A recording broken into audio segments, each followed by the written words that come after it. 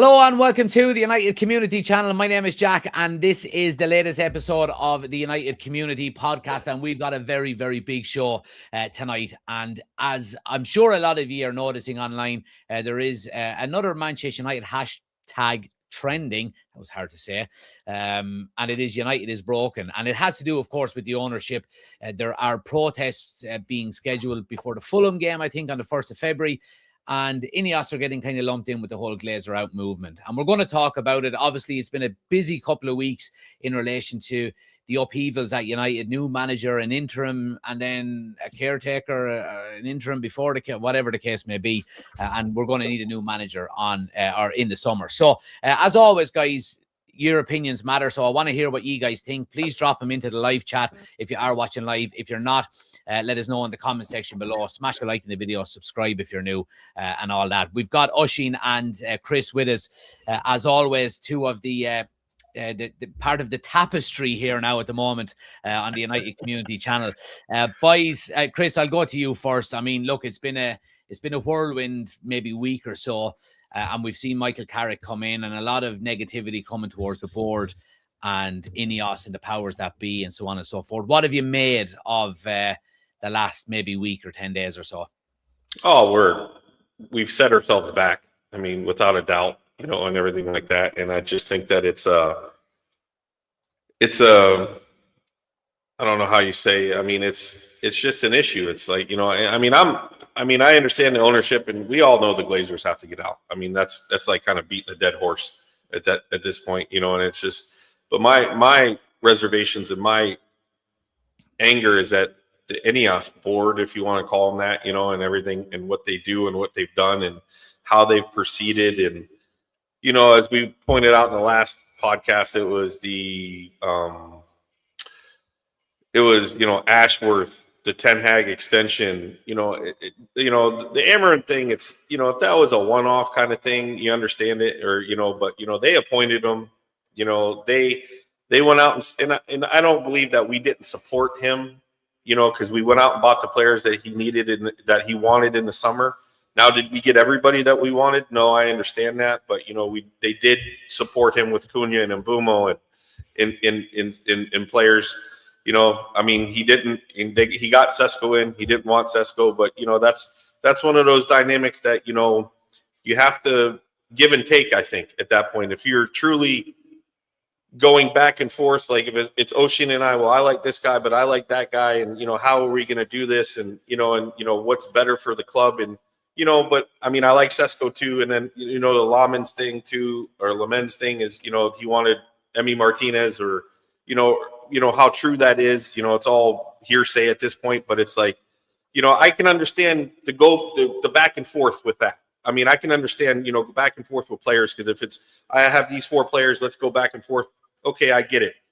But because if he really didn't want Sesko wouldn't be playing. I think Amarim was that way at that point. He would have, stepped on his high horse and be like, no, this is my team. This is the way I want to do it. But, he realized that Sesko is a good player, and, he played him, and, Sesko's coming into form and everything like that. But my problem is that, like, honestly, it's with Jason Wilcox, and I can't stand him right now because, like, Oisín posted a couple things in the group chat and so forth. It's like, your job is to get players in, just like in any other sport. You're the general manager. You're not the manager. You don't get to dictate to the manager how you want to play and how that's going to go. Your job is to get the players in, support the manager, and everything. Like, I honestly believe that we have it backwards, where I think the sporting director should be underneath the manager, meaning like the manager should be able to, like, I'm not saying he makes a decision on this, manager makes a decision on that player like we used to do it, but it's got to be a separation of powers, I guess, at this point, because it's like, we're going to bring these players in, you agree to these players, and so forth and so on. This is where we're at this point. You know what I mean? So, I think that Wilcox is overstepping himself, tactically and everything like that. And I listened to some people saying like that Wilcox, and I don't know if this is true, Wilcox came out and said that, you're just not that good of a manager. You're not an upper echelon manager. And Amarim took offense to that, which I think most people would at that point, and Amram takes offense that you're not giving us players, because like what we talked about, if you truly made a Baleba bid of 60 million, at the end of the summer transfer window, where's that money at to buy a couple pieces here and there in the winter? Right. Like let me pull on that point a little bit then while we're on it. And Nushin, I'll ask you your opinion on it. The argument about not signing in January because they're maybe waiting for the first choice targets in the summer. Is it a valid argument? I think there is some merit, obviously, there towards it. And I've made my point on it that, I would rather us maybe be a little bit patient for first choice options in the summer. And I know you're not guaranteed to get them in the summer. But, I mean, and again, this whole Gallagher for 40 million to Spurs is a big red flag for me. If we'd assigned Gallagher for 40 million and we got our first choice options in the summer, he wouldn't probably get into the starting 11. At the start of next season. So where do you sit on maybe what's going on at the moment, and then this whole argument around why aren't we spending money in January when maybe the right options are not there? Okay, I'll take the second one first because my points are, well, my thought process on that, or my thoughts on that, are well documented in the group and even here in the podcast. United need to be improving, adding to the squad, taking away from the squad at every pass. Sorry, guys, that's it. Yeah, no hassle. You wouldn't get this in goal, would you?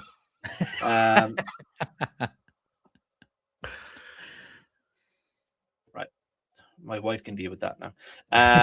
This is Ushing time. Yeah. No, look, United need to be improving the squad at every opportunity. Is that taking a player away? Is that bringing a player in? Absolutely. I think, and I see your point, and I've agreed with you that January clubs don't sell, and when they do sell, there's a premium, and they're offloading their own deadwood, as we would be doing January as well. But I think there is value to be got there in January if you know where to look. We don't have to go to Premier League clubs. You don't have to get in ex-Premier League players to come in. We went and we got Vidic from, was a Red Star we got him from. Yeah. And look what happened there. I mean, who had heard of Patrice Aouar before he came to United? Okay. It took him a bit of a while to get there, but our squad is so threadbare that we need to be adding, as well as quality, we just have got to get some quantity in there. Okay, and even the squad we have, Dalot, not good enough. Shaw, a bit beyond it now. No, not going to play too much more. We need to start peppering more players in there. And if the only two chances we can do that is the summer and January, then we have to do something in January. That's my thoughts on it. And I agree, Jack. Yeah. It's hard to do, but it can be done if you look in the right places. And that's Wilcox's job. Not to be in giving pep talks to the players. Not to be saying, oh, we're here to get you Champions League. No, you're here to sign us players, and you're here to identify targets. You're not there to wear a fucking tracksuit and be on the training ground. You're meant to be in the boardroom talking to Vivell and talk to Barad and go, how much can we spend in January? Not tying Carrick's hands behind his back. He's only there for 6 months. Give him a couple of loan players. Come out straight away and say there's no one else coming in. That's not what you want to hear. What top tier manager is looking at this situation now and saying, I'm going to get supported by Wilcox. He's not going to come into my office and tell me I need to play a 4-3-3 or a 3-4-2-1 or nobody. We've been linked with Enrique. Can you see Enrique coming in and listen to that? Well, I only heard, was it on Sky Sports maybe, or whatever it was? There was somebody talking about Enrique, and that supposedly he was highly sought after at Chelsea. He interviewed for Chelsea before Maresca, and he saw that he wasn't going to, there was 14 directors of football, and that he wasn't going to get it. He's like, I'm never going to Chelsea. Absolutely no way. And that's the same. I mean, we and I, again, when United went up for sale during the World Cup a couple of years ago, I said, and I'm not saying that I was a genius saying this, but the Glazers were going to get in yes men. People to stand in front and take the bullets that they've been taking and be a barrier. And that's what INEOS are doing. And give INEOS their credit. We do it here the whole time. The signings that they have done, for the most part, have come good. But it's the other non-footballing stuff that they've got fucking wrong. Ten Hag should have got the bullet after lifting the trophy. United did it with Louis van Gaal. You telling me they couldn't do the same with Ten Hag? Yeah. Then they went after Amorim, a player who, as Chris keeps pointing out, is 3-4-3. He's not going to change. The Pope himself isn't going to make him change 3-4-3. We went after him mid-season. He said, no, I don't want to come. And they put him under pressure and said, if you don't come now, we're not coming back for you. Yeah. They made him come at that point. Then they didn't sign anyone in January to suit the system, kept the players. Yeah. Then in the summer, okay, they got him players in. Were the players he wanted? And you've said this, Jack, a couple of them yourself. They got multi-system players. That's not backing the manager system. That's hedging their bets. That's, if it doesn't work out, we're going to get people in. We're going to make sure we got people who can play a few different positions or a few different systems, because we don't think Amorim's going to be here long term. If they wanted Amorim to be the man, they would have signed players to suit his system and his system only. And when they want to back him.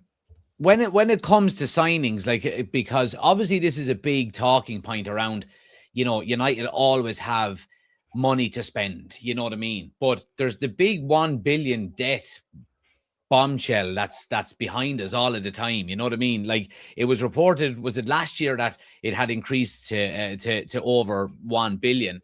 But it seems like, and is there an argument to say then that we don't actually have money to spend really because of the debt? We're using the credit card maybe too much. And is that a reason why? Because we know that Jim Ratcliffe came in, and what, in fairness to him, what he is good at, he's good at stripping businesses back and making them profitable. Is that maybe what we're seeing in this January transfer window with a scale back? And that's one of the issues I have with INEOS as well. Ratcliffe came in, started cutting jobs. He ran it as a business, not as a club. He ran it, and he was getting it back to bare bones. He went on to Gary Neville and told us we'd be broke by Christmas. Then we're posting record fucking profits. One can't be, they don't come together. Even with the amount of redundancies they brought through, there wasn't that turnaround. Let me land on that for a second. Is there the argument that scaling back the business and making us profitable in terms of, record revenue and so on, and I think, was it 667 million or something, United were, had posted record revenues last year. However, when you've got the billion in debt that the Glazers have caused us, they're never really going to be able to pay that off. So we are constantly just going to be, pissing against the wind pretty much. Well, the point I was going to finish on there, before I was rudely interrupted. Sorry. Was sorry. Yeah. Hold on, let me put you up in the horse spot there. Then Ratcliffe was up with the begging bowl, looking for government money to build this new stadium. So, I mean, anything they've done besides the playing personnel they've got in has been a shambles. Ashworth, Ten Hag, Amorim, this new stadium, whilst cutting thousands of jobs, not just in Manchester, but in London and all over the world, cutting back the when we should have been expanding, they started cutting back the scouting, Then, for me, the quality of players, I mean, Wilcox was an average footballer at best, and his biggest claim to fame is managing the Man City under-18s. At Southampton, he was at Southampton the year they went down. He doesn't really have the best track record in the boardroom either. So for Ratcliffe not to say he's getting the best in class, is he? But I take a point. Okay, we're $1 billion in debt. Are we ever going to touch that? No, and we're never going to touch that, because the Glazers are going to keep taking from that, and that debt's only going to go one way. Mm-hmm. I mean, the debt's always going to be there unless someone buys, unless the Glazers get out and someone assumes the debt or pays off the debt, or we get Saudi money in or oil money in, or however you want to phrase it. But I mean, and I agree with Oshin wholeheartedly, is that it's just, I mean, as far as Wilcox, he's not the best in class. He has made a couple good signings, don't get me wrong, but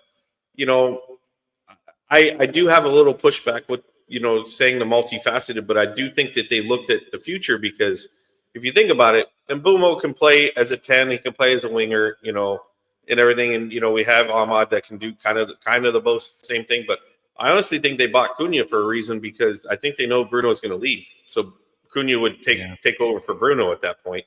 and I think that's just foresight on their side, instead of actually buying players that actually fit the system, and everything like that. They were lucky enough to say, oh, well, we got Cunha, so, that's another number 10, and Mbeumo is going to be another number 10 and everything. But, the problem is like, you just, like Oshin said, why are you out on the training pitch? Why? You have no business being there. I mean, if you want to watch, I get it. You take a moment, you go watch and see how everything's going, and I would expect that. But, pep talks and being in the locker room or in the dressing room or whatever you want to call it and doing all that, no, like, get out. Like, there's no. Well, let me ask you don't you this hear that then, from Chris. any other club. Let me ask you this then, in relation to the debt. Do you think United can actually ever really challenge again while that debt is there? If we are constantly repaying the likes of, like, we're still paying for Anthony, we're still paying for Mason Mount, God knows we're probably still paying for bloody Sanchez at this stage, the amount of money we give him. Can United realistically challenge for Premier League titles, Champions League titles, when they are in £1 billion worth of debt? I do think so. I mean, but I push back to where we were in the summer and talk about it's going to take a lot of time. It's not going to, in the 14 months that Amarin was in, all of a sudden it's like, oh, look, we're 6. We could, if we win a couple games here instead of tying or losing, we could be in a title race. No. I mean, yeah, Lightning could strike and we could be second or something like that. But at the same time, you have to clear out the bad. And that means bad contracts, bad buys, just dead wood, everything like that. And then you have to have a model in place. And I'm not saying that Wilcox, or a person of Wilcox's ilk that idea can't, I'm not saying that idea can't work, but you have to have parameters. Everybody has to stay in their lane. Everybody has to sit there and say, I'm going to bring these players in. Jack, you like these players? Which players do you like here? Which players do you like there? And how do we make this work? Of course, every club has bad buys. You know what I mean? But at the same time, it's how you deal with that. And then, but we're under the microscope, or we're under the gun a little bit, because with the debt, we can't afford to have that many bad buys. Yeah. But you're restrained all the time on everything you do. Yeah, and but you look at, I was just thinking, like everybody gets on me, and D will probably say something, but Ryan Cherky, they bought him for $35 million. Okay, but that's a player. You should have mentioned him in summer. I know, but here's the thing: you look at the player, and you look how well he's playing for City right now. Those are the kind of players you need to buy, because he's costing $35 million and not costing. Here we go. See, but players of that, players like that are the players that we need to be looking at, as well as spending the $60 millions and the $70 millions. Yes. Is there an argument to say, though, Chris, and that we are not in a position of power anymore? Them kind of signings United used to get when we were doing well and when we were winning under Ferguson. But City have the power now, where they can go out and go, look, come on in here, spend 3-4 years with us. We'll give you a 5-year deal. Spend 4 years with us. We'll move you on, and we'll get you at least 3 Premier League titles. We can't offer that to a player at 25, 26 years. But if you're going to get a younger player like that, there's still the appeal of playing for the biggest club in England and one of the biggest clubs in the world. And I get it. I mean, and I'm not saying Turkey was the guy, but I'm just saying players of that, where you're only spending $30 million, and if they don't work out, you're not going to get killed. If you spend 60 on someone, let's just say, and I think he's going to work out. Let's say Sesko doesn't work out. We spent $70 million on Sesko. That's going to kill us if he doesn't work out again. If another striker doesn't work out. But if you went out and bought 2 strikers for that one price, yeah, are they fantastic? No, but if they're doing the job, then you don't get killed so much in the wallet. And I think you have to look at that. Like Oshin said, every window we need to get better. If it's a small buy here, and the other guy, and I hate to say about City again, but I'm going to pronounce his name wrong, but Reinders, they bought him for AC Milan for around 30 to 35. He's a quality player. Now, is he a guy that's going to be is he Rodri? No, but when you have problems and you need to bring somebody on, he's quality enough that your team's not gonna face, oh crap, now look at, he's a lot better than Ugarte is. When Ugarte comes in, everybody goes, oh crap, and everything like that. So, you have those players that he comes in and the team can still move in the same direction and everything. And I go, that's where, like, I think in January you should be buying maybe a Ruben Neves for $20 million that they say from Al Hilal, because now is he going to be a starter? Maybe not. But here's the thing about him: he was Premier League proven. Even if you go out in the summer and you buy, just say Anderson and Wharton, let's say you get both of them. Who's to say Ruben Neves can't play better than either of them? And that's all we talk about is competition. And you don't just come to United and get the spot and you're going to be right there and everything like that. You need to sit there and be like, okay, well, we got to, like Oshin said perfectly, you got to have squad depth. We don't have any squad depth. For Christ's sake, we have to play Delo because we don't have anybody else to play there. I mean, Mazraoui's still out on leave from AFCON, but at the same time, isn't it mad to think that a lot of us would actually prefer to have Mazraoui back before the likes of Ahmad and Mbouma? That's how bad Delo has been playing. You know what I mean? Yes. But look, I want to talk a little bit about the whole INEOS versus Glazer thing, because obviously, look, there's been a massive push online for, obviously there's another protest coming up and so on and so forth. And the 1958 have obviously released their statement on it. I won't go through it all. You can read it. It's all over Twitter if you want to go check it out. They're basically saying enough is enough and why we must act. Standards have collapsed. The debt is strangling the club. Fans are being exploited. A decade of mediocrity. Enough is enough, basically. Look, from my own standpoint, as bad as it's been, and as bad as some of the decisions that INEOS have made, whether it be appointing, fucking Ashworth and sacking him, Wilcox, Barada, whatever the case may be, I think it's safe to say, I do genuinely think they want what's best for Man United. I think we can all agree on that. Now, the know-how and the smarts to actually go about implementing that is obviously, has serious criticisms at the moment. But this whole kind of INEOS versus Glazer thing, and I want to get your standpoint on it. Like, I'm not INEOS out, because, like, right, they've got, what have they got? They've got two decisions wrong in my eyes, really. Three, I suppose, if you include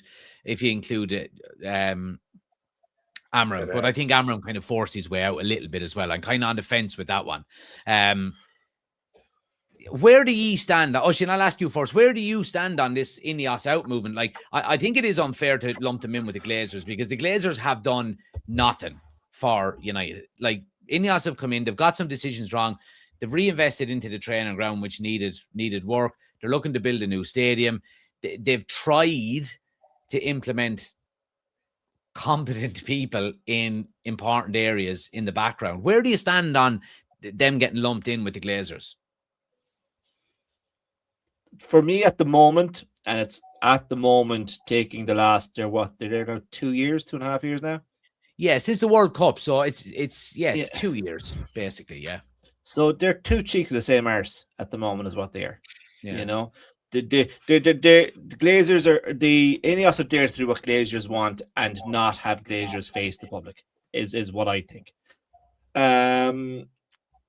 Yes, they've got some of the on-pitch recruitment right. Some it's too early to tell. Dorgu, Sesko, we don't know how that's going to go. And is there an argument to need patience when it comes to that? Because we know the massive rebuild that was needed after Ten Hag. Yes, there was a massive rebuild needed, but we were saying, and myself and Chris were saying it, you can't lump all this on, as Chris said, learner drivers. You need some expertise in there. And we were gung-ho on buying youth. And, I mean, Alan Hansen once said you were nothing with kids, but that was a different group of kids. You know what I mean? They were everyone thinks they came in that season and played that was their first time playing. They were drip fed into that squad since they were 17, 18, 19. They were playing League Cup games. They were playing man and boy before they became the class of 92 that we know them now.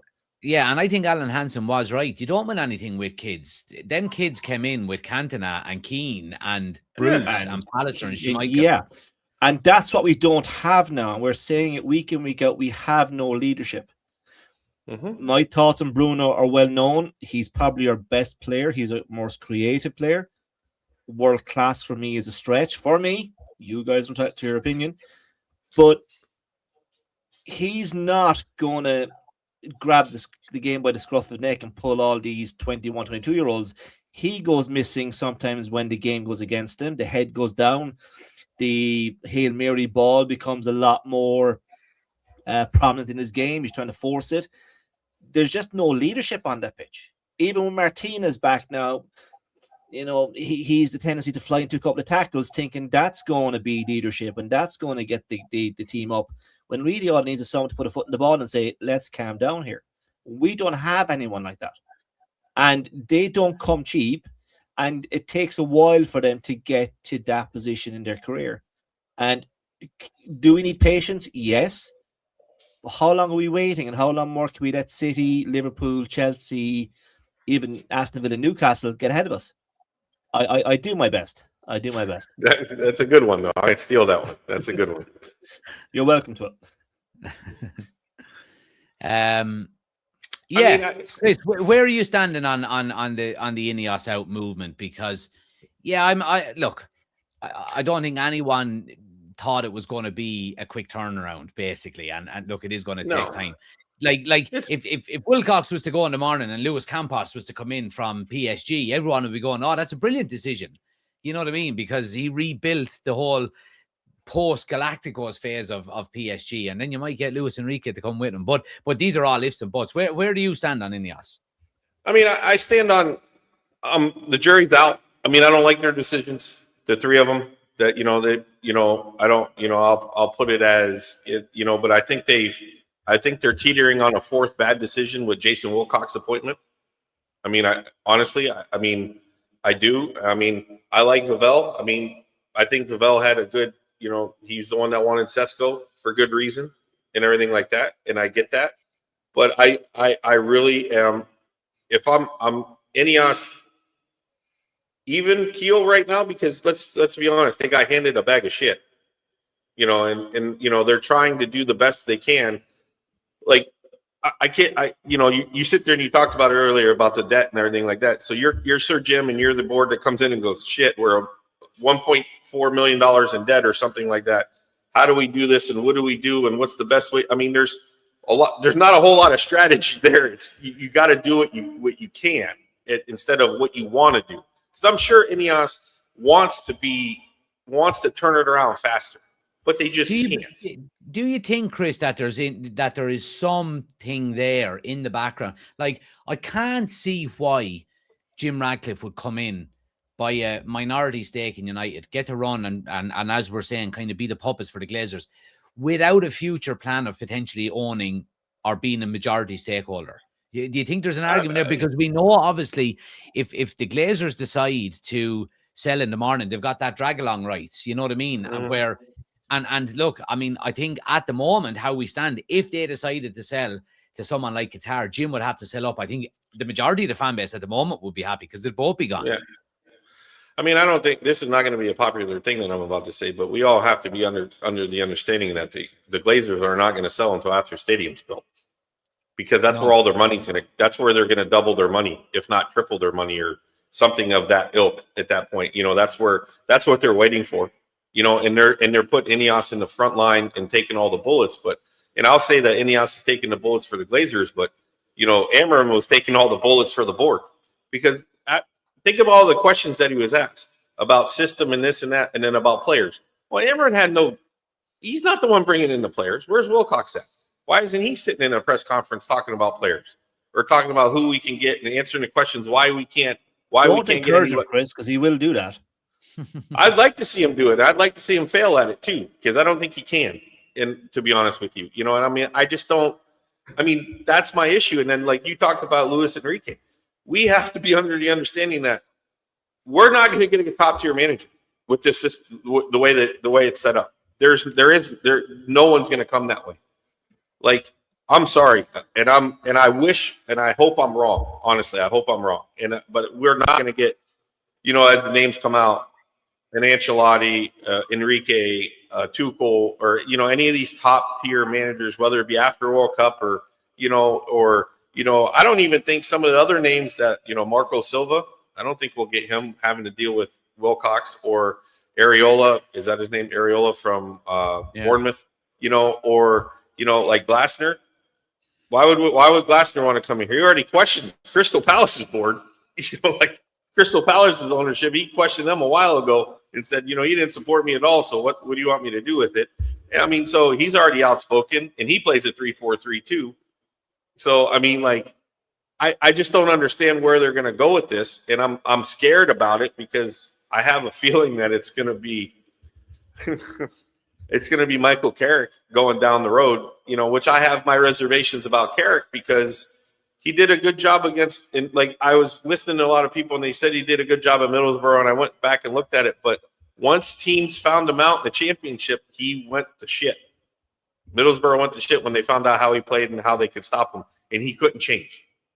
He couldn't change his team. He couldn't do it. And that's in the championship. That's not in the Premier League. And I'm sorry, that's my issue.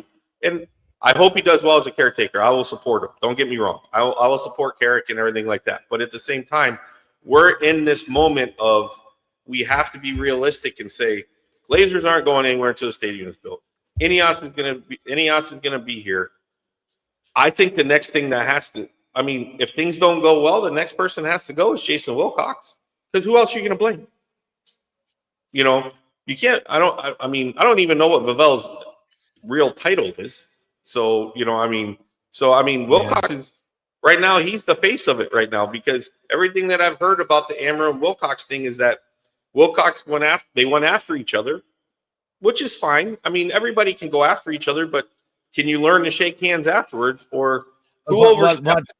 What all of the top tier, I'm talking about the Athletic and Laurie Whitwell and Critchley and all of them were saying was that supposedly Wilcox went in and looked for an amicable solution to the issues that were going on. And he again suggested that Amram should potentially change his formation or move away from it over the coming weeks. And Amram blew the lid. But look, the only time we're going to find out that truth is when Amram's NDA runs out. Yeah. At the moment, absolutely. we're only going to get the club side. We're not going to get. Look, there's three sides for every story: the club side, Amram's side, and somewhere in the middle is what actually happened.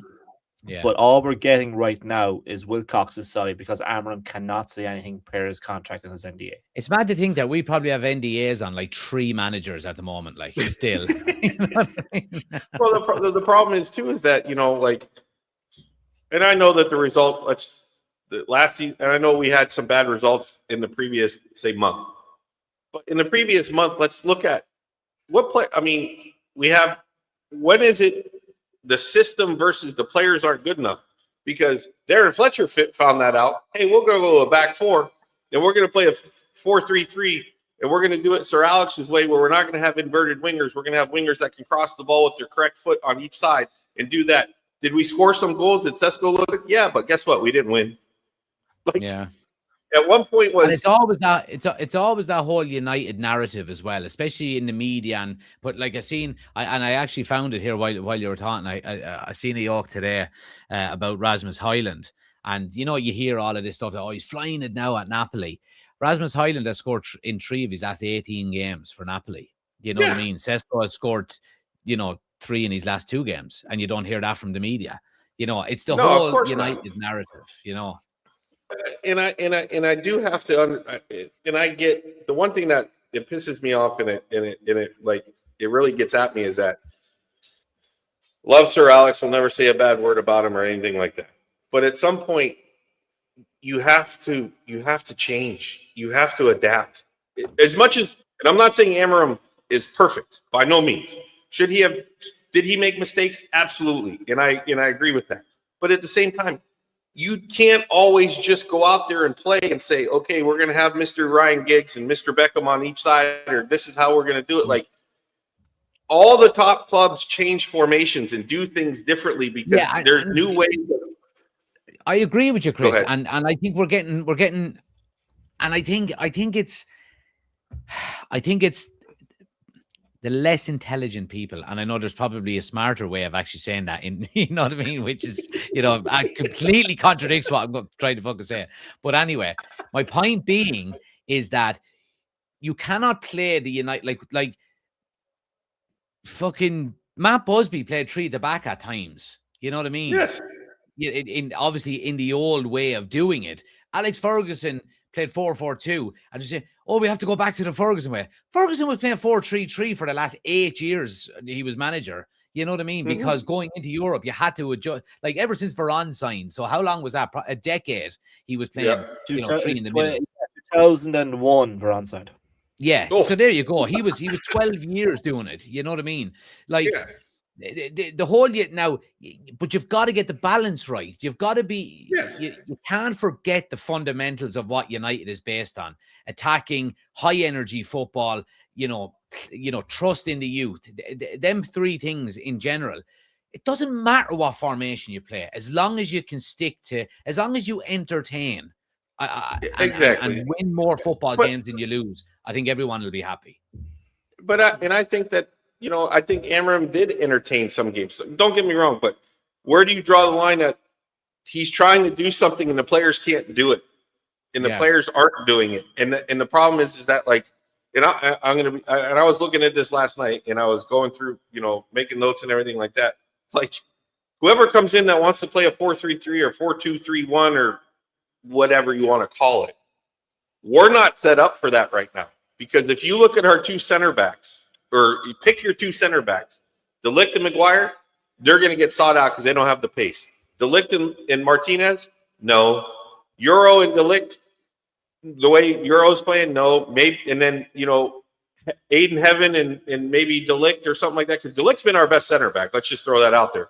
But at the same time, the one thing is when you play 3 at the back, everything's more compressed in the middle. And then, it takes less work off of when you have a Casemiro. That's why Casemiro played so much better, is because he has less ground to cover through the middle of the field, because you have 3 center backs like this. The people that have to work the most are the wing backs, because they got to get up and down. So you're trying to compress the middle and take a little bit less off of the 2 midfielders. Playing 3 at the back doesn't mean you can't play 3 in midfield either. I played 3 in midfield with my team. I played 3-5-2.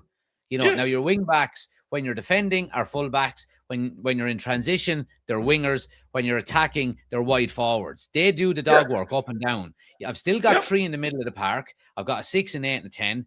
And then I've got 2 strikers up front, which I love. Mm-hmm. You know what I mean? I don't like this single figure. Now, look, I'm talking as well about, amateur, local, junior football. I think 2 strikers playing off of one another, I think is so much more beneficial, because the opposition defense are on their toes all the time. I grew up playing that way. I mean, we grew up playing. My era growing up went from a 4-4-2 when you had to stop. You had the center, the 2 center backs, an actual sweeper and a center, a stopper, and then it morphed into a 3-5-2 or a flat back 4 and everything like that. And it's just about, like you said, Jack, when you're attacking, your role is this, and it morphs into something. And that's what Amram was trying to. Everybody's so stuck on 3-4-3. No, he was players were moving in different areas. And when we defend with 5. That doesn't mean we attack with 5 in the back. These guys are supposed to be going up. The problem is that the guys that we're attacking with, the wing backs, just aren't doing the job in being there when they need to be there. And that's when you're sitting there going, oh, crap. And it's like, so my thing with INEOS is, to get back to that, is their next manager is going to tell a lot about what they are. Because if you're going to go out there and let's just say they sign Tuchel for somehow. Okay, we're going after world class now, and everything like that. Or if they sign, I'm not even going to say his name. I won't say his name. I say someone else, like a yes man, then you're going to know. Former England national manager, Chris, is it? Yes. I'm not going to say it. It hurts. It's like Harry Potter. You don't say that name, because if you say it, he'll appear. It's like, Maybe you say it 3 times in a row like Beetlejuice, but you sit there and you're just like, that'll tell us a lot about what INEOS is thinking and who's really in power at this point. Because, what I think is that INEOS is what they're trying to do is the reason why they're trying to buy Young so bad is because they're trying to do the Brighton thing and they're trying to get some young players and they're going to cash in on them, which we've never really done as a club where we don't really sell our players off very well. They're going to try to cash in because they're going to try to recoup money. Well, that's what they're going to try to do. Oisin, but it's a long-term thing. All I was going to say there, Chris, on that point, I agree with you. And I know we had a discussion about that during the summer. I think that is one of INEOS's way of raising money, that they're going to bring the youth through, develop them. But I just wonder, is that a solid plan? Is our youth good enough to command the fees that INEOS think they're going to get for them? Only time will tell. But it's a risky business strategy from INEOS if that's going to fund their transfers going forward to rely on that system. Yeah. No, I get it. Well, let me go ahead, talk about this whole kind of United is broken then thing for the last few minutes, because obviously it's trending online and we seem to be again stuck in this whole cycle of panic buy a manager, buy his player, sack the manager, new manager doesn't like the players, you got to sell them, you got to get new ones in. I don't think it's as bad as it was in the past, maybe under Woodward and so on and so forth. But I don't even know if I have a question. I'm so fucking pissed off about all of this. But like, Oisin, the whole United is broken thing. I mean, and I kind of landed on a stat today, and it kind of hit home that we've only ever won the league with 3 managers in our entirety since Man United has existed. 2 of them were 2 of the greatest managers of all time. Are we ever going to come across the likes of them again? Now, eventually it may happen, but it's such a worrying stat that only 3 managers have ever won the league with United, and obviously Ferguson, catapulted us up to 20 league titles, and that's where we sit. It doesn't boast for positivity going forward, really, does it? Not if you want to look at it that way, but what I think the issue is, United is broken. We're stuck in this constant reboot. Yeah. We try something new, it doesn't work. Let's go back to the Ferguson way. Bring in a player who knows the club.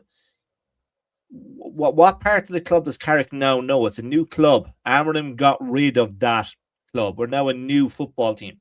Or we're supposed to be a new football team. So bringing someone back in who knows the values. We know the values of that club.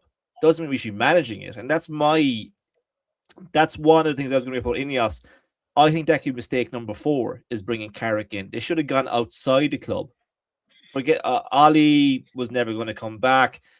Carrick, it's almost like another sentimentality kind of appointment. He did well at Middlesbrough. He knows the club. He worked under Ferguson. I mean, how many of players who worked under Ferguson have made great managers? Can you name? I mean, Laurent Blanc managed at PSG, but PSG win it every bloody year. Steve Bruce and Mark Hughes are now managing down the leagues. I mean, Mark Hughes is with Barnet, is he? He's in the lower divisions, yeah. Yeah, I mean, he's way down. So, I mean, just because you work under a great manager doesn't mean you're going to be a great manager. And 100%. That's my concern with this appointment. Are we going back to a player who worked under Ferguson and they're hoping for that bit of magic? I mean, my one thing is that if he comes out, if Carrick is asked the question, he says, "Oh, I rang Sir Alex about some advice." I mean, Ferguson is 84 years of age. He's probably, his mind might be slipping. You know what I mean? He might be forgetting stuff. You know what I mean? And it happens. And Keane was right a couple of weeks ago when he said they're hanging around.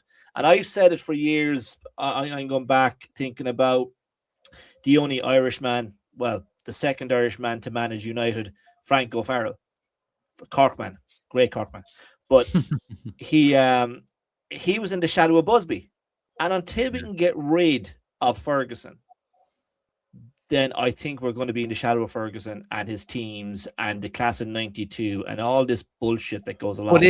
But the thing about it is it will never go away, even if Ferguson passes on. Or the immediacy of his shadow, the fact he's at every game, the fact he's the first question players or new managers are asked, have you spoke to Sir Alex? Have you spoke to this person? That's the stuff I'm talking about. You know, that's the shadow. I mean, not the fact that his legacy is always, because his legacy and his shadow are two different things. His legacy will always be there, and it will never be beaten. Yeah, his shadow could go. Yeah, and you're right in that, because it takes a massive manager not to be affected by that. Like Busby was there when Ferguson first won the league. You know what I mean? Mm-hmm. He passed away in '94. And it took a manager like Ferguson to be able to win the league but I mean, Busby still had an office at Old Trafford, supposedly. You know what I mean? Now, Ferguson doesn't have any of that, but I agree with you. He's still there. Sure, look, Solskjaer wouldn't park in the manager parking space at Carrington because that was for that. But that's the level of Ferguson we're dealing with at United. You know? Yeah. I mean, go on, Chris. I mean, I honestly think that. The mistake number 3 is we got rid of the manager that could probably take us that direction, but we just weren't patient enough to let that happen, because I honestly think that he was not lied to, but thrown out to the wolves because, like you said, Oisin, you said he wasn't supported in the first January transfer window when he came in. You know, I mean, he got Dorgu and Aiden Heaven. Okay. You know, and then you go in the summer, he got some players, and then, you know, and again, this is all hearsay because you don't know what was said. He would have been back this summer again, though, considering he was back last. Like I understand where you're coming from, and I agree with you. You know what I mean? He could have been supported more, but Jesus Christ, lads, he didn't win any football matches. No, but again, Amram's sacking wasn't football related, though. Amram's sacking purely came down to Wilcox himself having a clash. Yeah. And we understood that his and I think, sorry, Chris, just before you say that, just on what Oisin said there, I think the lack of a plan B since we sacked him just proves to me, anyway, that they didn't want to sack him. Mm-hmm. But then what? Then I mean, at this point, and I'll go with you on that at the same time. But at the same time, if Wilcox is in there trying to pick a fight and going like this. Like how is that good? How is that helping? You know, and I don't believe, because I've heard reports. I heard you say the amicable thing. He's trying to come out with an idea to how do we make this work? But you know how this makes it work? Stay in your lane. You're not here for tactical awareness. You're not here to tell the manager he needs to play a back 4. You're here to bring in players. And if your news is, hey, we don't have the funds to bring in players, so you're going to have to try to figure this out, then that's the news that he should be given. Stay in your lane. And I'm sorry, because the one thing, Jack, that I loved about what Amram did is that, like what Oisin said, he got away from what Sir Alex always did, and he was staunch in his beliefs and what he wanted and how he wanted to do that. And that's the type of manager that you need to go forward. The difference is we have to be realistic and think, well, we're going to be able to do this. And we're going to be able to. I would like a manager to do that, but on top of that, play a good football. You know what I mean? Because Amram didn't play a good football. It was fucking terrible. Sometimes yes, sometimes no. Yeah, but again, I would push back a little bit on the Wilcox thing, and it's not because I'm backing him in any way, but he has been appointed as his role as director of football. His job probably is to go into Amram and say we need to change this. That's probably his role. Well, that's of course Jim Ratcliffe's umbrella. Then that if he gave him the power to do that, or whatever the case may be. So then, name a top manager that's going to let the director of football dictate how he's going to play. There isn't one. You name the who's top 4 right now. You have Arsenal, Arteta. You're not going to tell him. You're not going to tell Emery. You're not going to tell Pep. You're not going to tell Maresca left. You know, who else? Liverpool. I'm pretty sure you're not. The director of football is telling Sloat that he needs to change this. You need to bench him, or you need to do this, or you need to try him there. Like, I'm sorry, that doesn't happen. And I'm not saying Amram should have had carte blanche to sign whoever he wanted. I don't believe in that either. But at the same time, as a director of football, guess what? You hired him. You knew who he was and what he did. So you don't get to play both sides and say, oh, well, now you get to change because I think no. Again, stay in your lane and everything like that. If you want to fire him at the end of the season because the results are that bad and we were up at 6th and we dropped the 14th or something like that, I'm right there with you. Do you think attractive football, attractive football with what players? You throw Diego Dallo on the field, it's never going to be attractive. Yeah, I agree. 100%. If we get Champions League football at the end of this season, will Wilcox be right? No. Because how do you say that? Because who's to say if Amram was still there, you wouldn't get Champions League football? You don't know that. I mean, I could play that side of it. I could play devil advocate at that point because we were 6th. Yeah. But like on multiple videos, like 6 weeks ago, we were saying we've got a really good 4-3-3 team in this Manchester United squad. I didn't say that. Well, you might have said it, but you weren't disagreeing with it. Sorry, but Jack, we can say that in the podcast because we can say that in the podcast. Yeah, as Chris said. Wilcox is part of the management team that hired this guy. Yeah. They knew what he was about. And yet they went and kind of twisted his arm to come, saying, if you don't come now, we're not going to come back for you again. So they knew what they were getting. We are, as fans, are sat here and we could say, Jesus, a 4-2-3-1-7 fucking 9 would work better. Doesn't mean that doesn't mean that we're going to not back the manager. Yeah. Do you know what I mean? Yeah, and you know how I think the whole Amram thing came about was supposedly City were looking at him a few years back as a potential successor to Pep, like 2 years ago. Remember when before Pep signed these new contracts, and Barada and Wilcox were obviously at City at the time. They had tabs on him. And they said, "So does that mean we're going to get Maresca?" Maybe, I don't know. I genuinely don't know, but like. Obviously, Amram was the Wilcox choice, and and he went to the board with, no, look, we've got tabs already on this guy. This guy is making waves, so on and so forth. And they took that, and he could very well have gone into City and played 3 at the back and done very, very well. But it's different at United. You know what I mean? It's different. And I'm not saying, and I'm not saying that's it. It should be like that, but it is. The microscope is on you in a massive way. And look, the issues 100%. Are there with Wilcox and so on and so forth. But I hate this whole, United way, because the United way is so vague, or can be so vague. It's about 1 or 2 just deep embedded principles within the club. Trust in youth, play attacking, attractive football. Pretty much is it. Now, you can do that in any way, shape, or form. You could put 11 academy graduates out in a 1-2-7 and win every game. Brilliant. The new United way is born. You know what I mean? Yeah. And I think that's maybe where Amram fell down a little bit, because he was so wedded to his rigid system that it eventually cost him, along with, bad decisions behind him as well.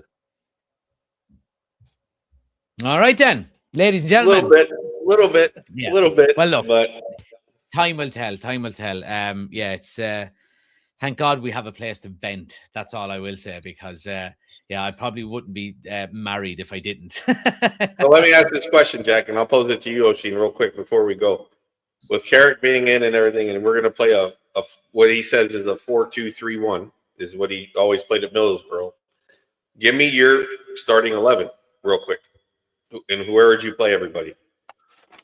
If you have the full squad back. Mazraoui's back, everybody's back.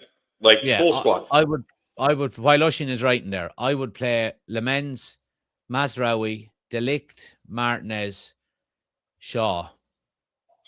I would play, so we're playing a 4-2-3-1. You just said 5 people. Yeah, Lemens. No, Mazraoui, De Ligt, Martinez, Shaw. And Shaw. Oh, yeah, my bad. Shaw. Okay. In midfield, then I would play if it's a 4-2-3-1. yeah, well, Casemiro was 100% in there. I would play Kobbie Mainoo alongside him with Bruno in the 10. I would play Cunha on the left and Buemo on the right and Sesko through the middle. Okay. You and Mazraoui's right back, yeah? Yeah, right. Yeah, Mazraoui is right back, yeah. Identical 11. Lemens, Mazraoui, De Ligt, Martinez, Shaw, Casemiro, Mainoo, Mbuemo, Bruno, Cunha, Sesko up front. And then, depending on the game, you could maybe take out a Mainoo, go more defensively, put in Ugarte, two defensive midfielders, whatever the case. Yeah, I'm off on that one. I'm Lemens. Lemens, of course, he's our goalkeeper. Mazraoui, De Ligt, Heaven, Martinez on the left back. Because if you watch Martinez in the last couple of games, when he goes through them, he can go through and he can cross the ball. He plays the ball well, and then you put Casemiro and Bruno Acuna at the 10, and then you have Ahmad and Mbuemo and Sesko up top. I wouldn't play Martinez left back. He hasn't got the legs to get up and down. He's not fast enough. Not for 90 minutes. No, not for 90 minutes. I wouldn't do that. He's just as fast as Shaw. No, it's so you're so much more you're out of the game so much more when you play as a fullback than when you do play. Like his line breaking balls that he can play past the midfield into Sesko or into Bruno or something like that. You can't do that from a wide. Well, you can, but it's not as effective as like his line, like his ball playing out from the back. I think is what makes him is why Pep said he's in the top 5 defenders in the league in the world. I mean, the only other thing that I'm worried about with Carrick is that he's going to try to play out from the back and we're going to get in trouble. Well, we saw Lemens last week and we saw how well that worked. You know, That's what I'm saying. I mean, I don't think but actually, Onana thinks he'll be back next season if Carrick's there. I've seen that, yeah. Good Lord. Anyway, look, it'll be interesting. What do you give us any chance against City on the weekend, boys? Puncher's chance, yes. The most I'd give us is a score and draw. Right. Can't see us beating them. Right. Okay. Lovely. Right. I'll have my. What about you? I mean, honestly, I think we're going to park the bus. It's just going to be park the bus encounter. That's all it's going to be. I don't know. I've got a. I know I'm Mr. Positivity here, as always, you know what I mean? But I don't know, there's something about it that's kind of, now maybe it's because I'm going to the game and I'm just really, really praying that we get something out of it. But I don't know, Carrick's first game, little bit of positivity. I mean, like everybody will be behind him, you know what I mean? 110%. I think the crowd will be there. I think we'll either get absolutely fucking hammered or we'll scrape it. I think. So I think Chris is after freezing as well. So better to either that or he's just shocked. Yeah, it's my bad. yeah. No, what did you say? Right. Sorry, Jack, I missed it. No, you were froze there like that for a minute. So I just thought you were shocked with my my prediction. So, but I think we'll get absolutely hammered or we'll nick it. Is Chris doing the live at the weekend? No, because I have no way of setting it up when I'm over there. So I was going to say, if Chris is doing the live, it's a guaranteed victory because he's on a streak. Well, he can do it on his own channel if he wants. I can. I may be able to do that. I'm going to try to get it set up for that. Well, if you got to plug the channel, so Chris, you got to plug the channel. Yeah, I will. Let me know. Give me the link. As in now, you should plug the channel when you have an audience. Yeah. Well, the Red Devil Collective, yeah. I mean, it'll be out there. I'll put it in the group chat and everything like that. I'm going to work on it tonight to get everything set up. Happy days. Well, look, when you have that's right. You're going to the game, Jack. I'm going to the game. Flying out Saturday morning. Yeah. So. For me, it's Saturday morning is the game time. Yeah. 7:30 in the morning. So. Well, look, if you have a link or you're doing it, let me know. I'll stick it up on the Instagram and all that kind of stuff as well. You got it. Yeah, look, I'll have the match preview tomorrow. But anyway, boys, if I'm not speaking to you before the weekend, have a good one. And thanks for coming on as always. All right. Hold up a sign. I will. Chris out. Good luck. Good luck. All right. Thanks for watching and tuning in. As always, guys, please do smash a like in the video. Subscribe if you're new. Like I said, I will have the match preview out tomorrow around lunchtime. So keep an eye out for that. Turn on notifications. We will have our midday news roundup as always as well. So I'll have the Yeah, I'll have the midday news roundup and maybe the match preview about 4 o'clock then after that. But thanks for watching. Smash a like in the video, subscribe if you're new, and I'll chat to you tomorrow. Take it easy.